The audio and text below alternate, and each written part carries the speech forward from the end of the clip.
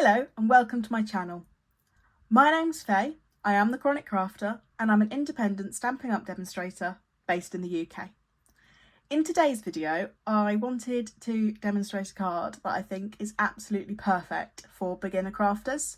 It doesn't use too many supplies and I think it's absolutely perfect if you don't have a die cutting machine, if you are new to the hobby and you don't want to spend loads and loads of money on supplies. This is a great way to make your first cards.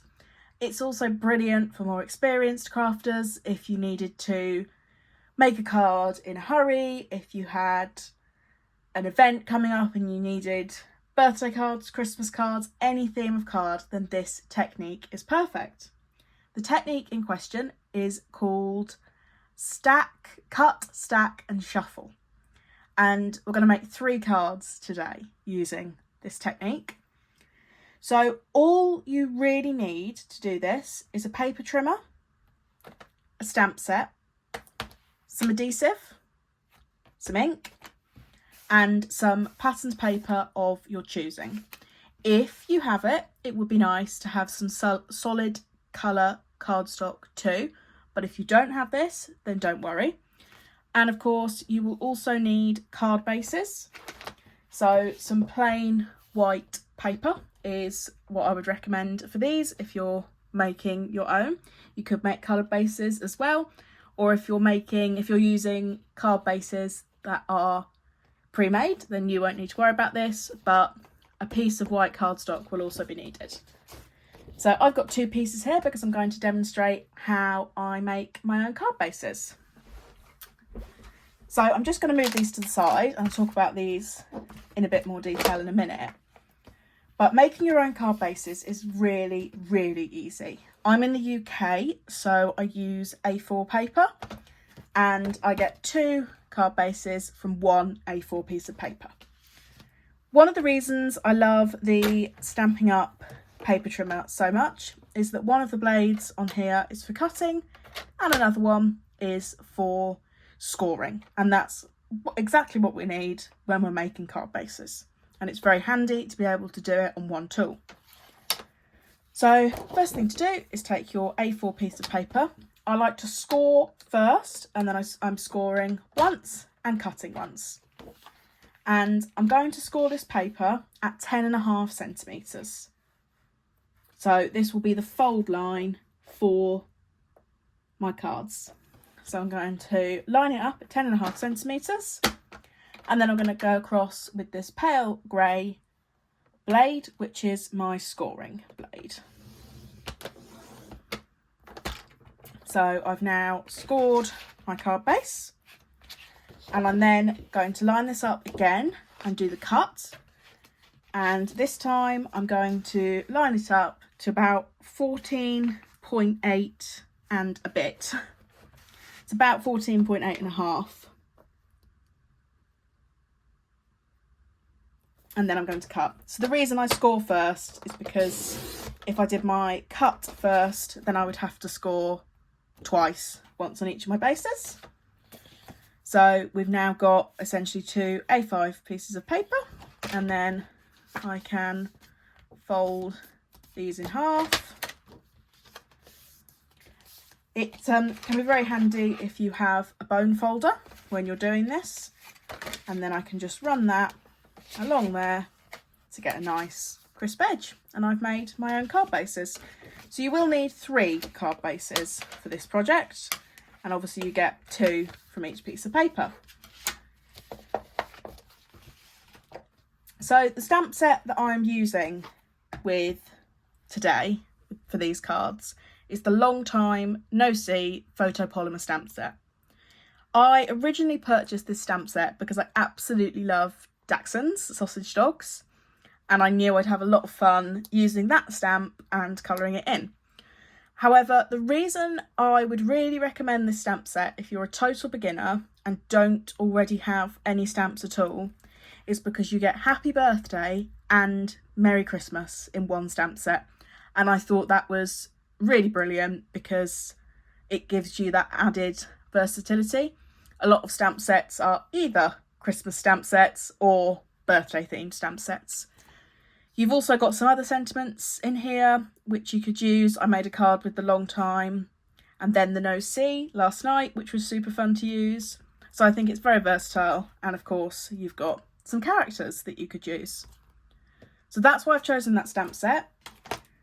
I've got this gorgeous grape purple ink pad, purely because it's one of my favourite colours. If you're a beginner, I would start by getting one ink pad, and I would choose a colour that you can use across projects. I would choose a colour that can do sentiments and stamp images for you.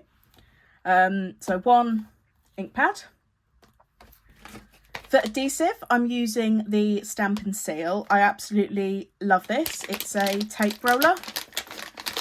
So it just rolls across your project to add the adhesive, which I love. And then I'm using the Celebratory Sips Designer Series paper. You can use any pattern paper that you like for this project. I then have some of the Bubble Bath two-tone cardstock. I've chosen Bubble Bath because it is a colour that is used throughout the design of Celebratory Sips, so it should coordinate quite nicely. Stampin' Up do put on the back of all of their patterned paper packs which colours have been used to essentially colour in the design of the papers that you're getting. So that's a really nice way to coordinate your solid cardstock with your designer series paper. So the first thing I'm going to do is choose 3 different pieces of pattern paper that I want to use.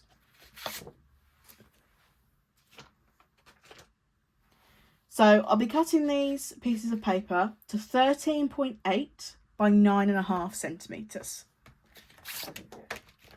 So I'm just having a look through what I've got. I absolutely love this side of the paper. I've used this a lot and I do think it goes quite nicely with that. I've also got some other pieces here. So the reason that I've chosen to use this set of paper, and why I think this would be a really good pick if you're a beginner crafter and don't have many supplies yet, is that, oops, sorry about that. The reason I like this is because one of the pieces of paper, here we go, this one here, you can cut out the different glasses of drinks. So you can just get a standard pair of scissors, cut all of these out, cut the flowers out, and you then have shapes that you can add onto your finished cards. And I think that's an excellent way if you're a beginner crafter, don't have die cuts, it's a great way to add a little bit more to your cards.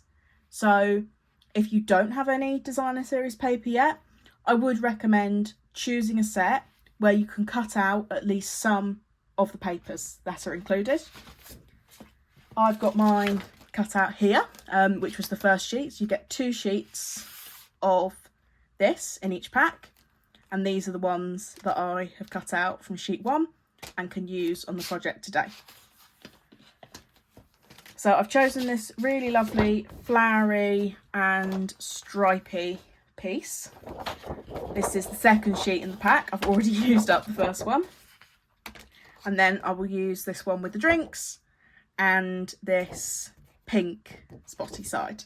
So I'm cutting these pieces to 13.8 by 9.5 centimetres. It's worth bearing in mind I want my shapes to be the correct way up, particularly for this piece of paper. And these are going to be landscape cards. So my longer edge will be my bottom edge. So I'll start by doing the 9.5.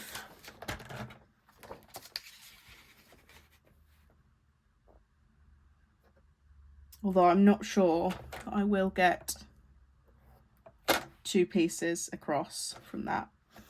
So you've got to trim it somewhere though, right? So I'll do my 9.5 and then this needs to be 13.8.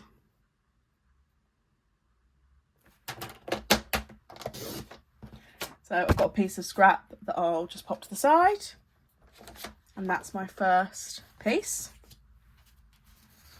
I will then do this again.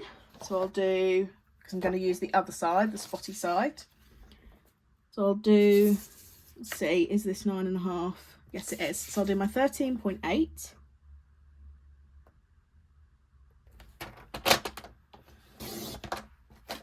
Scrap piece there. And then I'll do my 9.5. I don't need to worry about which way around this is, because it's a sort of a pattern that doesn't matter which way around you have it. So that's piece 2.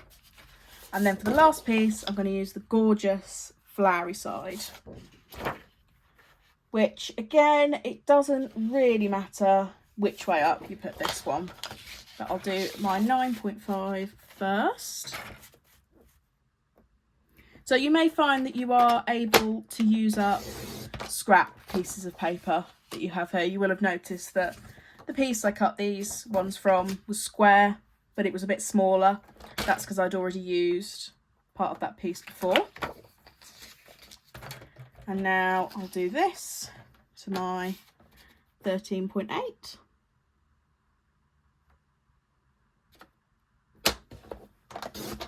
There we go. So now I've got 3 pieces of pattern paper ready to go. I'm going to pop those to the side. I'm now going to trim out 3 pieces of solid colour cardstock, and these are going to be a little bit bigger. These are going to be 14.3 by 10. So that is 5 centimetres larger than the pattern paper pieces I have. So I'm going to try and cut this to 10. And I'll see what I can get. I might only get 2 from this strip. And then I'm going to 14.3.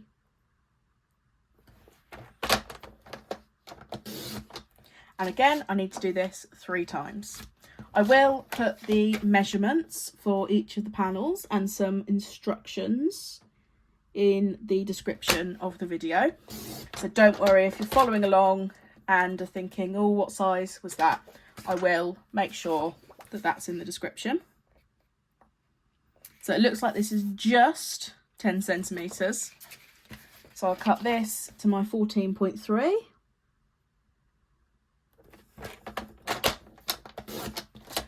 And then just trim down this edge to be the 10 centimetres.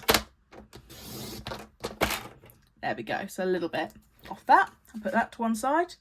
And we've then got 3 more panels to make. This time we're using our piece of white cardstock.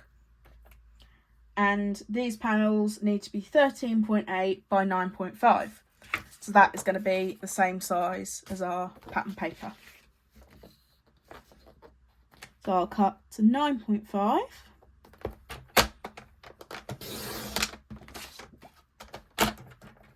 And then 13.8.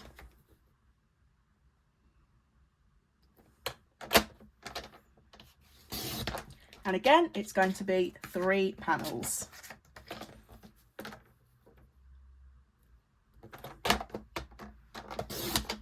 .8. And then I'll just have to do one more.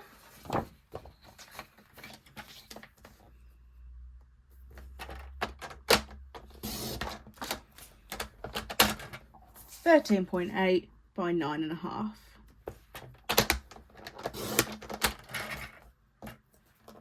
There we go. So I've got 3 white panels, 3 solid colour panels, and 3 pieces of pattern paper panels. So I've got 9 panels in total.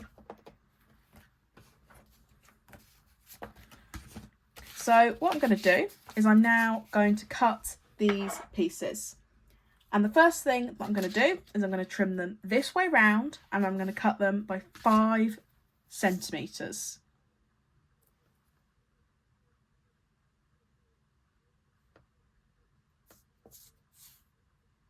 Sorry, I've just had a complete mind blank then. I'm going to spin it this way round and cut it at 5 centimetres. because I want this piece to be on the left hand side of my card. If I did it this way round, then I would end up with this long piece on the right hand side. Now, it is worth saying it really doesn't matter. You could change the design of this, absolutely no problem, but I want my long piece to be on the left hand side. So I'm just flipping it round and then cutting it at 5 centimetres. So I end up with that. Now I'm going to pop that to the side, and I'm just going to do it for the other 2 patterned panels. So 5 centimetres. And then once more.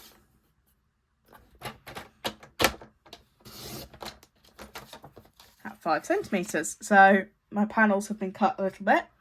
I'm then going to take the square piece and cut this at 4 centimetres.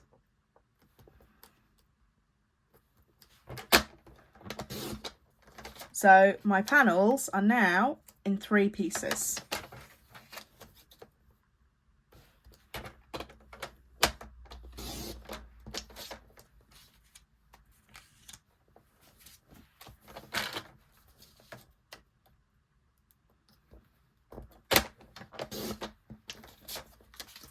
There we go, and I am now finished with the paper trimmer, so I'm going to move that out of the way to the side.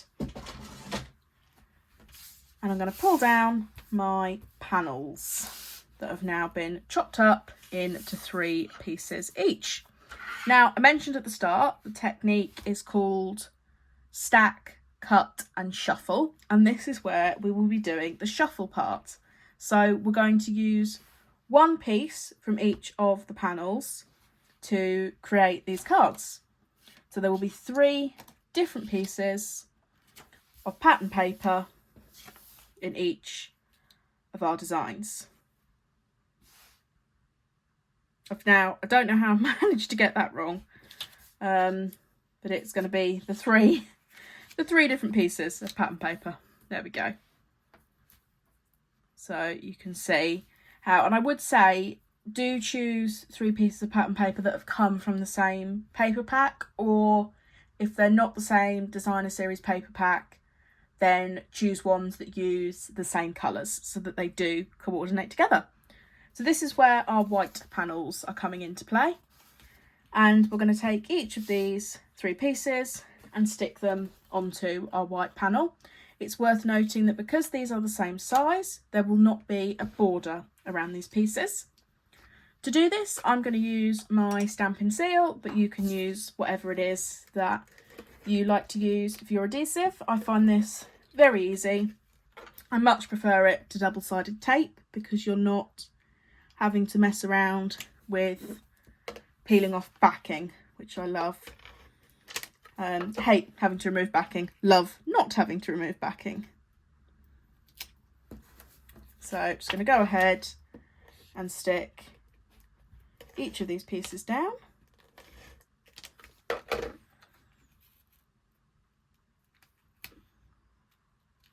And I'm trying to line them up so that I don't have anything overhanging the white or too much white showing. They are going to be an exact fit.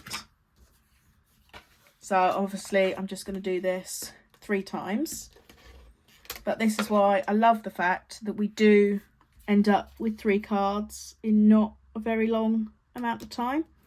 So it is great if you're a beginner, or if you're a more experienced crafter and are perhaps in a rush, need to get some cards done last minute. This is a great way to do that.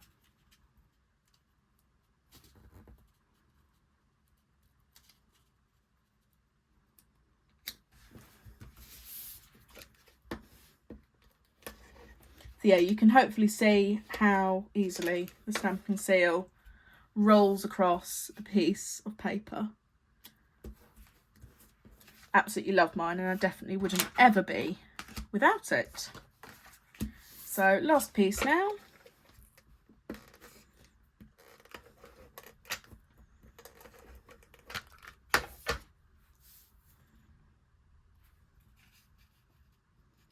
Again, making sure that I'm lining up with the borders of the white piece as best I can.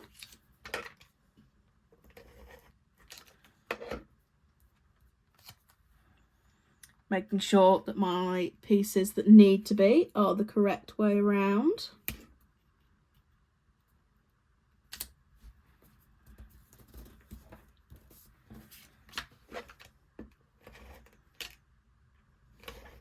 And of course, if I have used the two sides of the pattern paper, making sure that I'm only using each side once on the design, so that I am using the 3 different pieces. So now we have 3 new panels where we've stuck our pattern paper onto the white bases.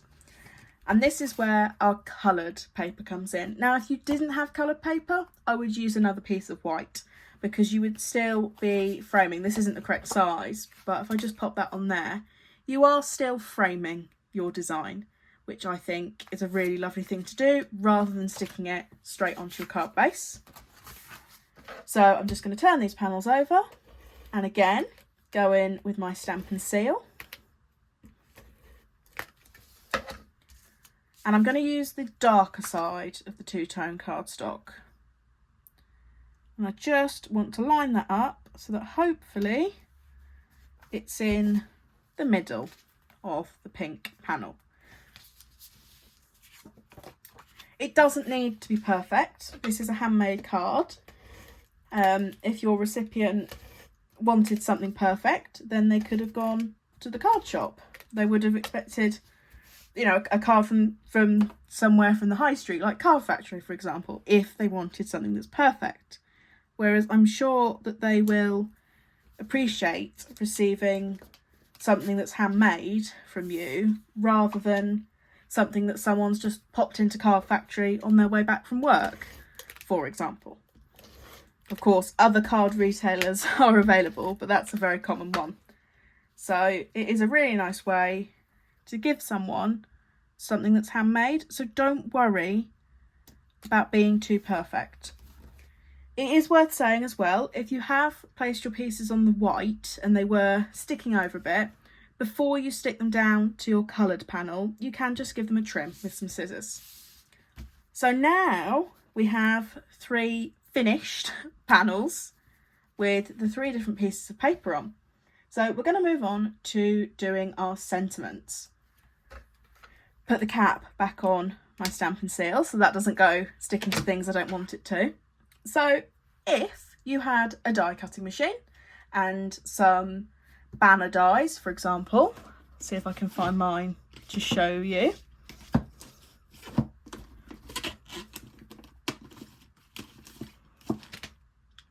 They're a bit all over the place, but if you had dies like this that cut out a circle, cut out some banners, then of course you can use these on your cards.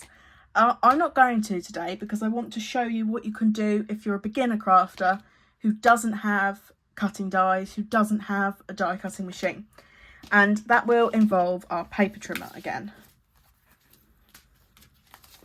So I'm just going to pop my panels to the side. I'm going to get my paper trimmer and I'm going to get some of the white cardstock, which I have a piece left over here. Not sure how large this is.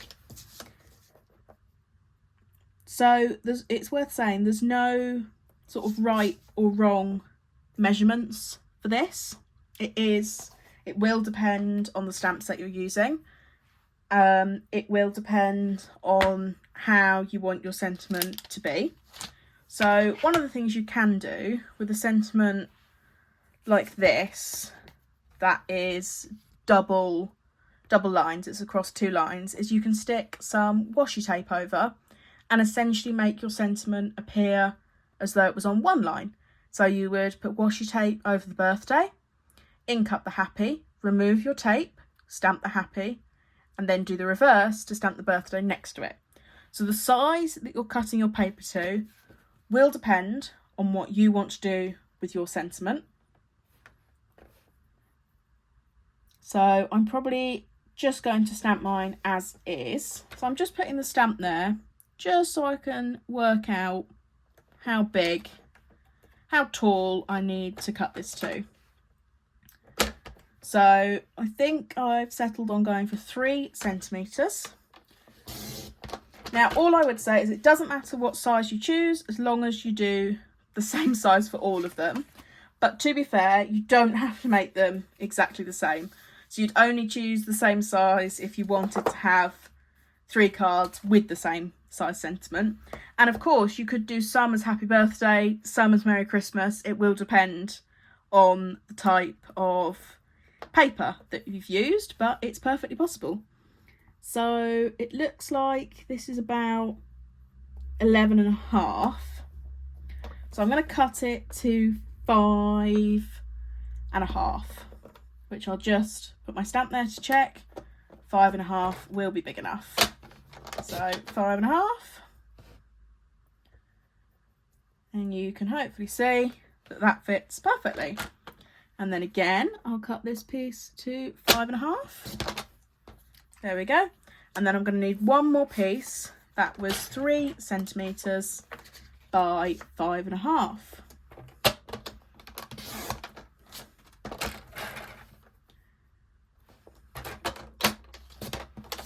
There we go. So we have 3 identical pieces to stamp our sentiment onto. And I'll just be doing Happy Birthday on all of these today. So I can put my paper trimmer back to the side. So you will need a stamping block as well to do this. And then I've got my 3 pieces. I will take my block and I'm going to do them in Gorgeous Grape.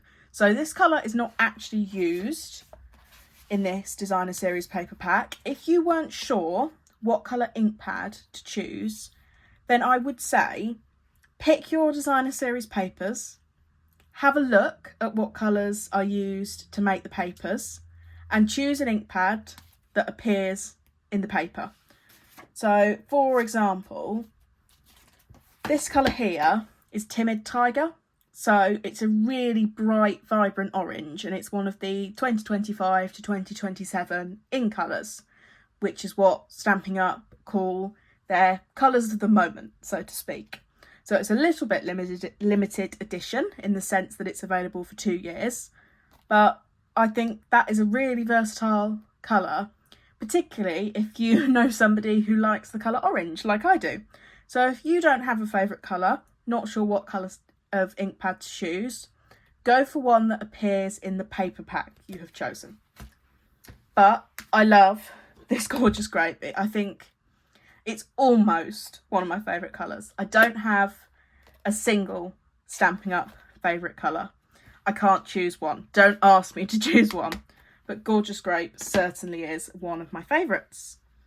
So I'm just going to get some scrap paper just to go underneath where I'm stamping, just in case. Always worth doing this. You probably won't get ink on it, but much better to get ink on scrap paper than on your table. So I'm just managed to get some fluff on this stamp. So I'm just going to ink that up, turn it over to check that I'm happy with how much I've inked it, and then stamp it down. You'll notice my white paper's at a bit of an angle. That's just how I like to go in with my stamping. I'm sure that some people prefer everything to be completely straight, but that's just my force of habit.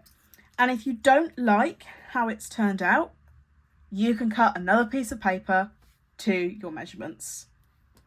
So don't be afraid of making a mistake. And of course, you always have the other side of the paper. So do not worry about being perfect. So I'm doing exactly the same thing 3 times.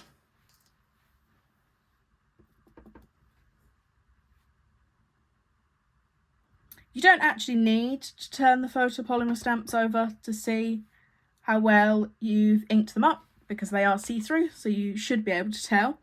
It's definitely a force of habit for me, having used red rubber stamps, but it does mean that photopolymer stamps are easier to use because you don't have to worry about turning them round, and you can see exactly where your ink has ended up, and you can see exactly where you are stamping. So I would really say photopolymer stamps are great for beginner crafters. Now, I keep a packet of baby wipes on my desk. I know that will probably upset some people out there. I would like to say the reason I do that is because I am disabled, which is why my channel is called The Chronic Crafter. If you are able to, once you have finished using your photopolymer stamp, I would go to the bathroom, the kitchen, and just give it a wash under some warm water. That's the best way to care for these stamps. That's not so easy for me to do. So I keep a packet of baby wipes on my craft desk. I just wipe off the excess ink from my stamp as I go, and I will then put it to the side. And once I've finished crafting, I will take all of my photopolymer stamps through to the sink and give them a proper wash. The reason I wipe them over with the baby wipe is because I don't want the ink to sink in. That's just rolled off of my desk to the side. But it is worth saying photopolymer stamps will stain, and that's okay. That is just how they work. So don't be alarmed if you're scrubbing and scrubbing and scrubbing and you're thinking, oh my goodness, it's not getting clean. What have I done? It is just how they work. And all experienced crafters know this and will tell you it's okay, it's nothing to worry about. But you should make sure that they're clean. There's a difference between them being clean and them being stained. And the other thing to say is that keeping them clean helps them to cling onto your stamp block as well. So it means that they won't go falling off once you've inked them up, fall off onto your project. They will adhere nicely and they will ink up nicely. So here we go.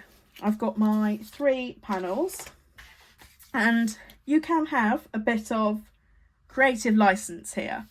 So you could stick your sentiment there, you could stick your sentiment there, you could pop it in the top left corner. It's entirely up to you how you want to lay your cards out. Now, as I mentioned earlier, I have cut out lots of drinks from that piece of pattern paper.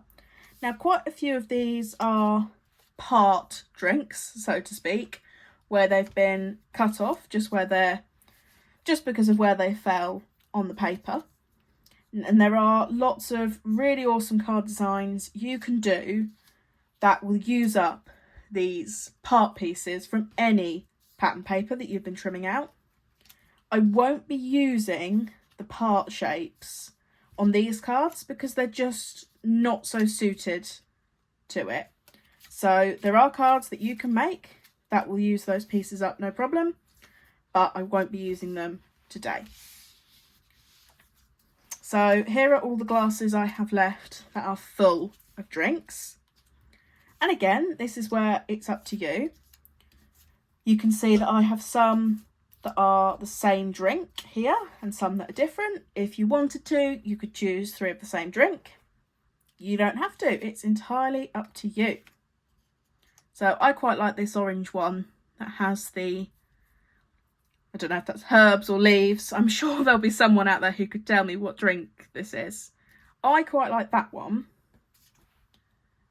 And of course, you're not limited to just using one. Play around, find out, play with designs, move things around before you stick things down and find out how you would like to lay out your cards. Because at the end of the day, they are being made by you. So sticking 2 drinks on there might be a nice thing to do. And actually, having said I'm not going to use the part drinks, a design similar to this could be a good way to use up those part glasses. Let's see what I've got. It doesn't look like I've got any. If I had a glass that was cut down here, I could tuck that underneath one of the taller ones, and then it would not look like anything was missing. But it looks like I have used up all of my glasses that were cut partially, other than this one. Let's see. I'm not sure if that's going to work. I don't know why I think it won't work. I could just change the... Oh, I can't change the colour. I've used the purple one there. But, you know, this part is entirely playing around, seeing what you can come up with. So once you are happy with the layouts you have chosen, it's time to stick the elements down. Now, some people prefer to put the panels on the card base and then stick the elements down.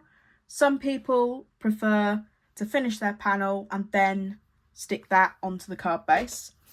I would say that will depend a little bit on if you are using foam pads in your design. So let me introduce you to Stampin' Dimensionals. Oh my goodness, I love these things. They're an absolute staple of my craft room. You can see I've got the next packet lined up here so that I can ensure I do not run out.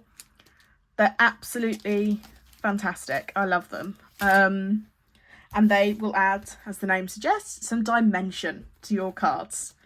And that, it adds that extra layer. I like how thick these are, because if you're in the UK, if you only use one, it means that you can normally get away with just using a standard letter stamp rather than having to go up to large letter, which will save you money.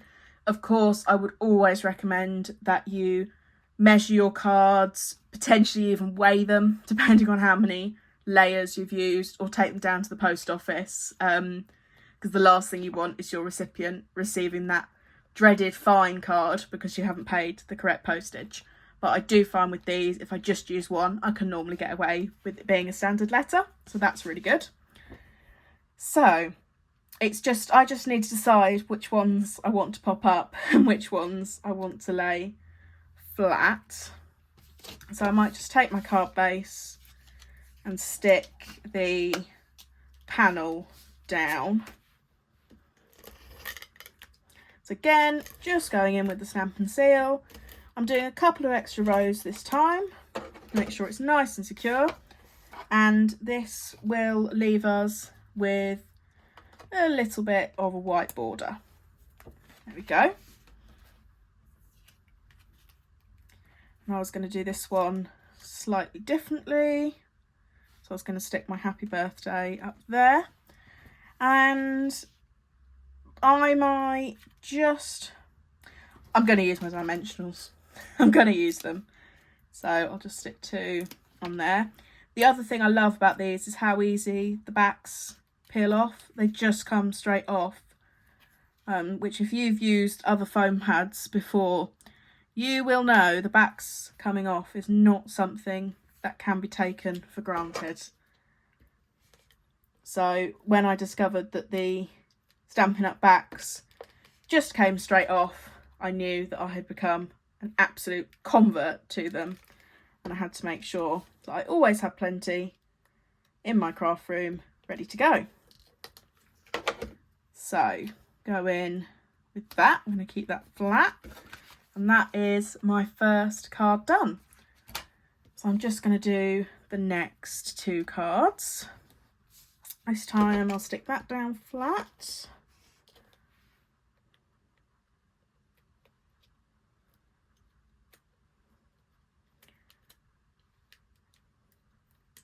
Of course, I've managed to completely, don't quite know what I've done here, but I've certainly upset my stamping dimensional, which is ironic because I've never done that before.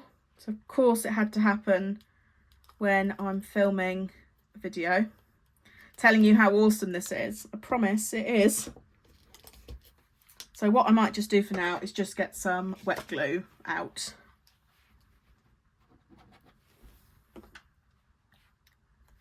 Then I'm going to stick that on there. And then for these, I might stick this one down flat.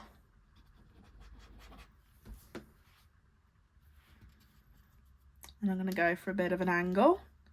And then I might stick this one down raised.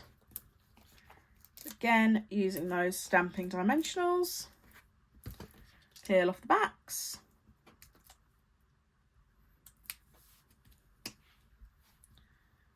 And stick that at a bit of a jaunty angle as well. Just going to pop that to the side so that I can adhere that down later. And then this is my last one, which I might pop up my sentiment again.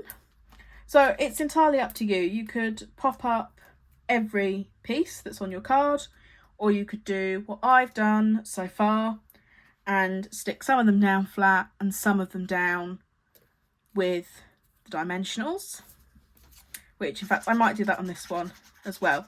I think it is nice to only pop up some of the pieces because it does add a bit more interest. It means that your design is across multiple layers, which can be really fun to do. So there we go. We have now made 3 cards with very limited supplies. All you really truly need to make this work is the paper trimmer and 1 pack of designer series paper. I will put a full list in the description of what I've used to do this project and the measurements that I have used. If you were interested in any of the products shown on this video, then there will also be a link in the description to my Stampin' Up store. If you wanted to follow me on Instagram and see all my makes and what I get up to, you can follow me at _chronic crafter. And of course, I would really appreciate it if you liked this video and followed my channel on YouTube. So thanks for watching. Bye.